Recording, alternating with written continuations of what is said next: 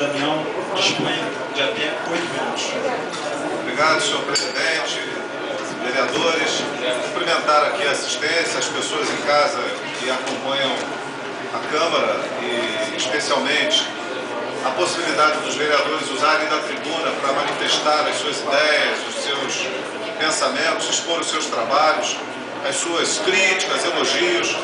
Enfim, um tempo que resgata momentos de muita dificuldade que nós tivemos aqui no mandato anterior, em que dificilmente podíamos utilizar o espaço da tribuna para nos dirigirmos à população. Então eu tenho que fazer aqui o destaque de que nós começamos muito bem, com 21 vereadores e conseguindo hora livre para fazer o debate, para dizer para as pessoas que nós estamos aqui presentes, acompanhando, fiscalizando as questões de modo geral do interesse da população, porque é um espaço democrático, é um espaço que é exclusivo do Legislativo. Então isso é no início da minha fala, um destaque que faço, e espero que a gente consiga conduzir até o final do nosso mandato essa possibilidade de utilização da tribuna, mesmo que tenha que haver alguma alteração para comportar a fala de 21 pessoas, mas que permaneça esse espaço democrático.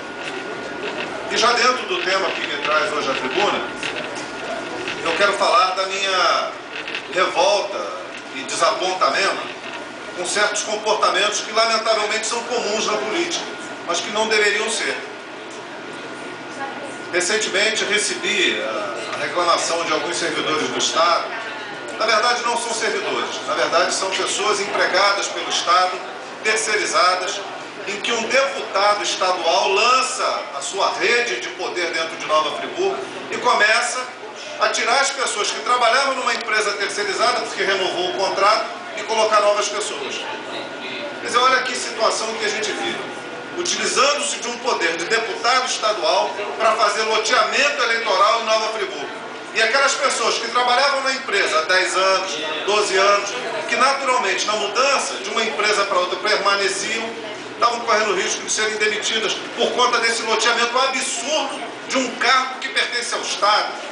Mas mais do que isso, por uma empresa terceirizada que contrata e que tem que ter autonomia para contratar, de acordo com o interesse da empresa, no interesse do atendimento às escolas públicas estaduais.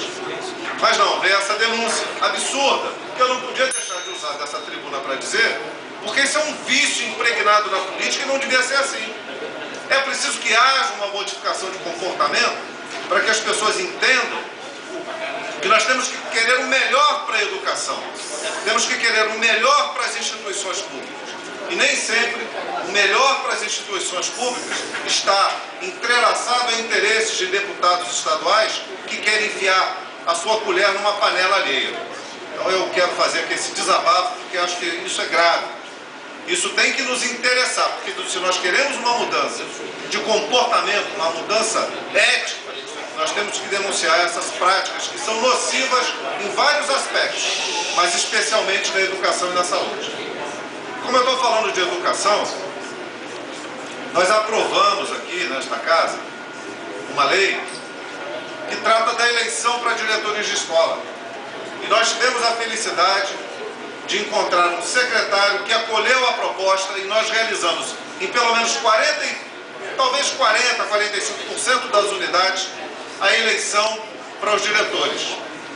Cargos normalmente ocupados por pessoas que vêm ao longo do tempo acumulando experiência, que tiveram através da Secretaria de Educação um preparo para fazer essa disputa, pessoas que têm uma noção diferente de educação, que não seja atrelada à nomeação política, a favorecimento, a curral eleitoral.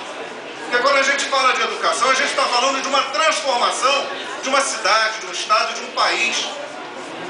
Talvez eu não possa falar para o meu país, mas eu posso falar para a minha cidade. Porque aqui eu tenho a capacidade de interferir, de fazer uma fala crítica e de apontar alternativas. E as alternativas estão sendo apresentadas. E uma delas foi a eleição para diretores de escola.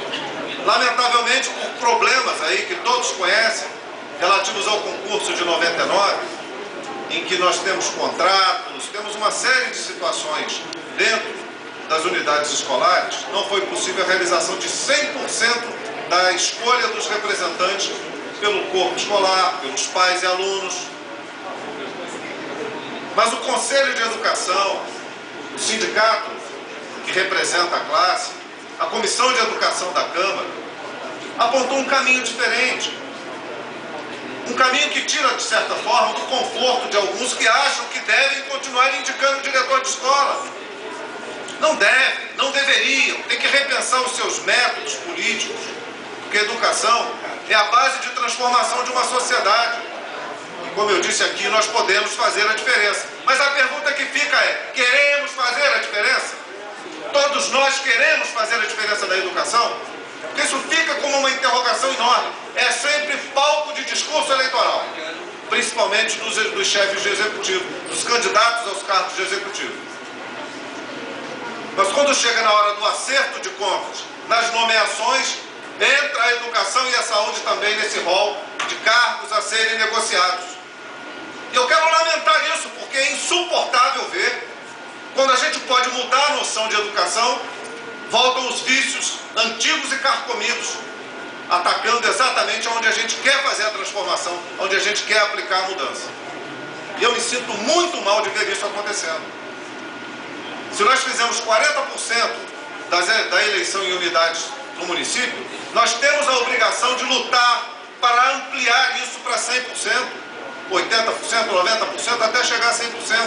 Mas nós temos também que mudar os nossos métodos, porque sem essa retomada de consciência da educação que nós queremos, e se pensamos em educação, nós temos que dizer o seguinte: os pais e as mães necessitam acompanhar os seus filhos e interferir no processo de educação da escola, na gestão da escola, no mínimo indicando os seus diretores, os seus professores, os seus dirigentes, acompanhando a classificação da escola no IDEB, mas acima de tudo, interferindo diretamente nas práticas nocivas, exigindo que aquela escola que não teve eleição, que tenha eleição, que aquele diretor que ficou acomodado esperando a nomeação, saia da sua área de conforto, e queira para a educação uma melhoria, querendo inclusive para si uma mudança de status, porque ele sai da condição de nomeado para a condição de eleito, ele ganha autonomia, ele ganha com isso autoestima, e inclusive nós podemos trabalhar a partir daí a motivação para arrancar aquilo que de fato o professor merece, que é mais respeito, mais consideração, um plano de cargos e salários para toda a categoria e um salário condizente com a função que ele exerce. Porque nós falamos sempre que educação é a base de tudo. Educação é muito bom, educação é muito bonito. Mas aquele que está lá embaixo, lutando para subir um pouquinho mais, que são os educadores, na sua base salarial, são desconsiderados. E se usa a arma da nomeação como uma ferramenta de aprisionamento dessas pessoas, não como uma arma de libertação. E a educação é libertação. É o caminho que nós devemos seguir, é o caminho que nós devemos trilhar. Então faço aqui um apelo, que na consciência de cada um reflita isso, rebata sempre isso. O papel que nós devemos desempenhar para ajudar na construção de uma nova educação e nova Friburgo. Muito obrigado, senhor presidente. Obrigado,